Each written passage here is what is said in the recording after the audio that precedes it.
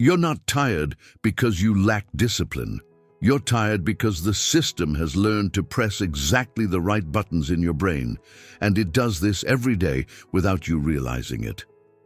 In this video, I'm going to show you 5 human weaknesses that are being used against you to keep you productive, anxious, and guilty, and most importantly, how to break this cycle before it breaks you. Something inside you has shifted, hasn't it? You wake up and the old motivations feel hollow. The productivity hacks that once excited you now feel like chains. The social media feeds that used to inspire you now drain your life force. You're not lazy. You're awakening to a truth that most people spend their entire lives avoiding. The system isn't broken. It's working exactly as designed. And you're the product. What you're experiencing isn't burnout in the traditional sense. It's your soul rejecting a reality that was never meant to sustain human consciousness. The exhaustion you feel isn't from working too hard. It's from fighting against your own nature every single day. The system has weaponized your deepest human needs. Your desire for connection, your fear of rejection, your need for purpose, your longing for growth, and your drive to contribute something meaningful to the world. Carl Jung called this the collision between the persona and the self. The persona is the mask you wear to fit into society's demands, always available, always productive, always optimizing. But the self, your true essence, is rebelling. It's saying no more to a life that feels like spiritual death disguised as success. This isn't a mental health crisis, it's a spiritual awakening disguised as exhaustion. The burnout society doesn't just want your time or your energy. It wants your attention, your emotional responses, your sense of self-worth, and ultimately your soul. It has turned your natural human vulnerabilities into profit centers. Your need for belonging becomes social media addiction. Your desire for growth becomes productivity obsession. Your fear of missing out becomes chronic anxiety. Your longing for purpose becomes endless hustle culture. But here's what they don't want you to know. The very sensitivity that makes you vulnerable to these manipulations is also your greatest strength. You're not broken because you can't keep up with the machine. You're evolved. Your soul has outgrown the cage, and now it's time to understand exactly how the cage was built, so you can finally walk free. 1. The dopamine hijacking. When your brain becomes their slot machine. You check your phone and feel that familiar micro-hit of anticipation. Maybe there's a message, a like, a notification that proves you matter. You know this feeling intimately. The slight anxiety when your phone is in another room, the compulsive reach for it during any moment of silence, the way your attention fractures into 1,000 pieces throughout the day. This isn't weakness. This is your brain responding exactly as it was designed to respond to variable reward schedules. The system has turned your dopamine pathways into a casino. Every notification is a slot machine pull.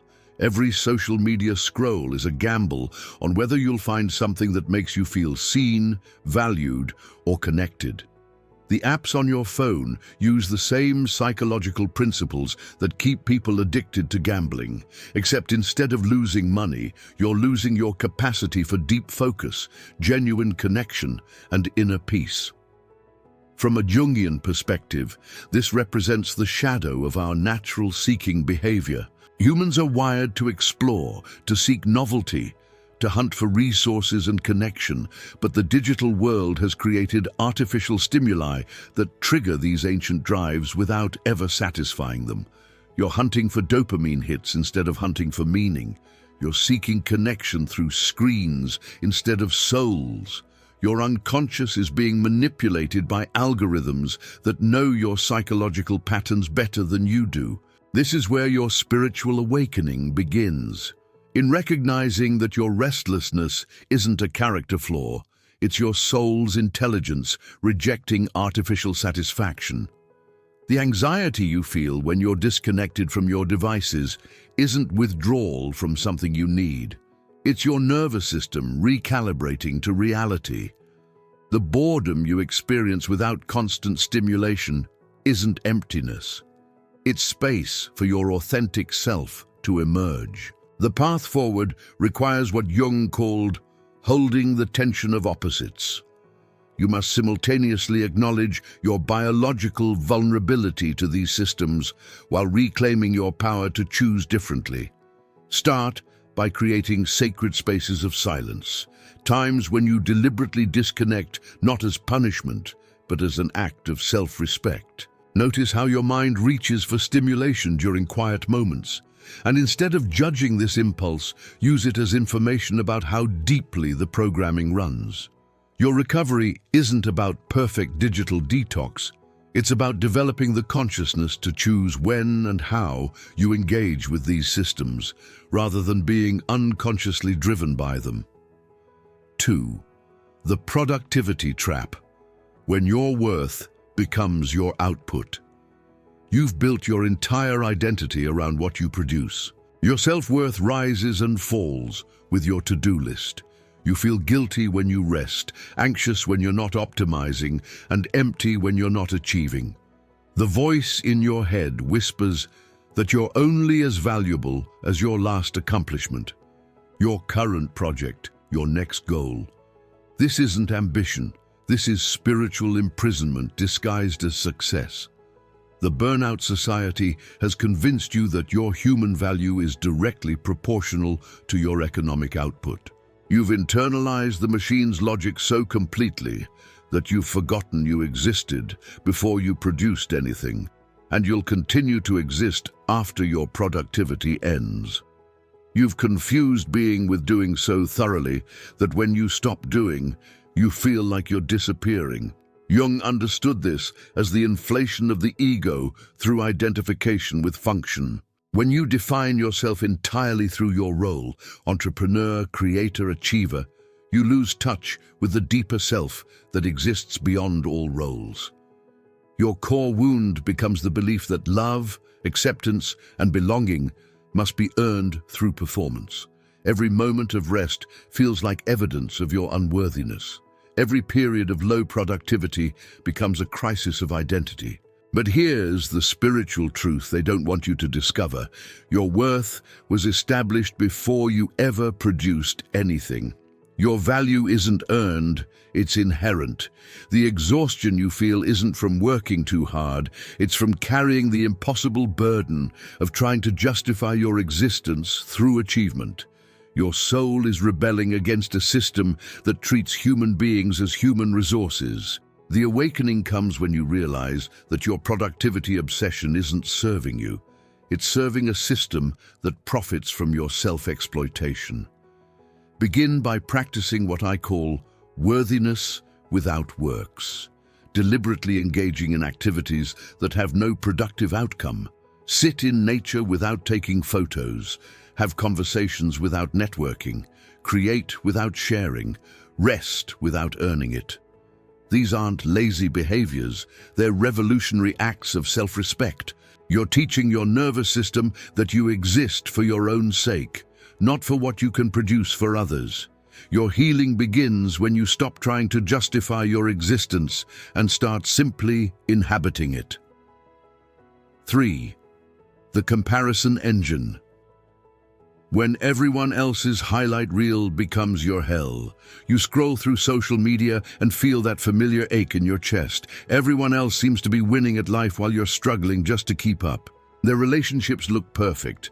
Their careers are thriving. Their lives appear effortless and joyful. You know intellectually that social media is curated, but emotionally, you can't shake the feeling that you're falling behind in some cosmic race you never signed up for. This isn't about jealousy or inadequacy. This is about the weaponization of your natural social instincts. Humans evolved in small tribes where comparison served survival. You needed to know where you stood in the social hierarchy, who had resources, who was thriving. But social media has created an impossible comparison pool. You're now comparing yourself to millions of people's best moments, filtered and edited to perfection. Jung called this phenomenon Projection. You're seeing in others what you believe you lack in yourself. But the digital world has amplified this psychological mechanism beyond what your psyche can handle. You're not just projecting onto people you know, you're projecting onto strangers, influences, and carefully constructed personas that don't even represent real people. Your unconscious is trying to navigate social dynamics using ancient software in a completely artificial environment. The spiritual dimension of this suffering is profound. Your soul knows that authentic connection requires vulnerability, imperfection, and real presence. But social media rewards the opposite: performance, perfection, and artificial presence. The comparison trap keeps you focused on external validation rather than internal development. You're measuring your inner reality against others' outer presentations, which is like comparing your rough draft to someone else's published novel. Your liberation begins with what Jung called withdrawing projections, recognizing that what you admire or envy in others is actually pointing to unlived potential within yourself. Instead of scrolling through others' lives, start paying attention to your own. The energy you spend comparing could be redirected toward creating. The time you spend consuming others' content could be invested in developing your own gifts. This isn't about digital detox. It's about psychological sovereignty. You're reclaiming your right to define success, happiness, and fulfillment based on your own values rather than algorithmic suggestions. Your worth isn't determined by how you measure against others. It's determined by how aligned you are with your authentic self. 4. The urgency addiction. When everything becomes an emergency, your nervous system lives in a constant state of emergency. Every email feels urgent. Every notification demands immediate attention. Every opportunity seems like it might disappear if you don't act now. You've lost the ability to distinguish between what's actually important and what's simply loud. Your days are spent reacting to other people's priorities while your own deeper needs and desires get buried under the avalanche of artificial urgency. This chronic activation isn't natural, it's manufactured. The system profits from your reactivity. When you're in a constant state of stress, you make impulsive decisions, you consume more, you seek quick fixes, and you lose the capacity for deep thinking and authentic choice. Your fight-or-flight response, designed for genuine threats, is being triggered by notification sounds and deadline pressure. From Jung's perspective, this represents the domination of the ego by external demands. You've lost touch with your own inner rhythm, your natural cycles of energy and rest, your intuitive sense of timing. The urgency addiction keeps you trapped in what he called participation mystique. You're so merged with the collective anxiety that you can't distinguish your own needs from the demands of the system. Spiritually, this constant urgency is the opposite of presence. You're always leaning into the future, always preparing for the next crisis, always trying to stay ahead of some imaginary disaster. You've forgotten how to inhabit the current moment, how to move from your center, how to respond rather than react. Your soul operates on divine timing, but you're living on digital time. The healing begins with what I call sacred slowness, deliberately choosing to move at your own pace rather than the pace demanded by others. Start by creating buffers in your schedule, spaces between commitments where you can breathe and recalibrate.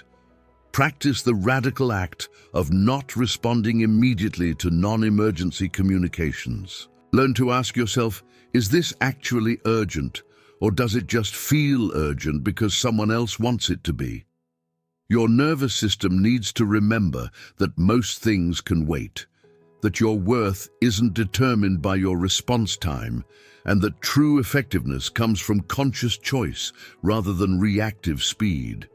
You're not falling behind, you're finding your own rhythm in a world that has forgotten what natural pacing feels like. 5. The approval trap. When your self-worth depends on others' opinions, you find yourself constantly adjusting your behavior based on how others might perceive you. You craft your social media posts for maximum likes. You modify your opinions in conversations to avoid conflict. You say yes when you mean no because you can't bear the thought of disappointing someone. Your authentic self has become buried under layers of people-pleasing and performance, and you're exhausted from trying to be everything to everyone. This isn't kindness. This is self-abandonment. The system has weaponized your natural desire for connection and belonging, turning it into a compulsive need for external validation. You've outsourced your self-worth to people who don't even know your real struggles, dreams, or values. Every interaction becomes a performance review. Every relationship becomes conditional on your ability to meet others' expectations. Jung understood this as the tyranny of the persona over the authentic self. You've become so skilled at wearing masks that you've forgotten what your real face looks like. The approval addiction keeps you trapped in what he called collective thinking. You're more concerned with fitting in than with standing in your truth.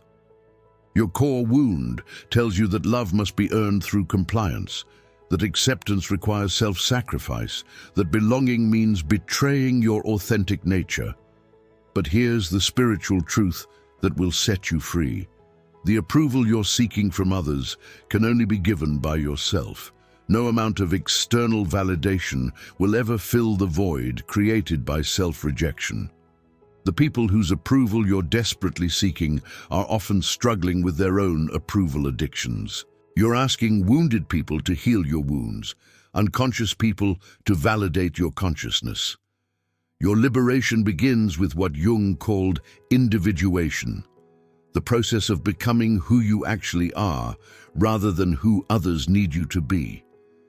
Start by practicing small acts of authenticity, expressing your real opinions, setting boundaries that honor your needs, saying no without elaborate explanations. Notice how your nervous system responds to the possibility of disapproval, and breathe through the discomfort rather than immediately returning to people-pleasing behaviors. Your healing isn't about becoming selfish. It's about becoming self-aware. You're learning to give yourself the approval you've been seeking from others, to validate your own experience, to trust your own judgment. The right people will love you for who you are, not for who you pretend to be. And the wrong people's opinions become irrelevant when you're rooted in your own truth.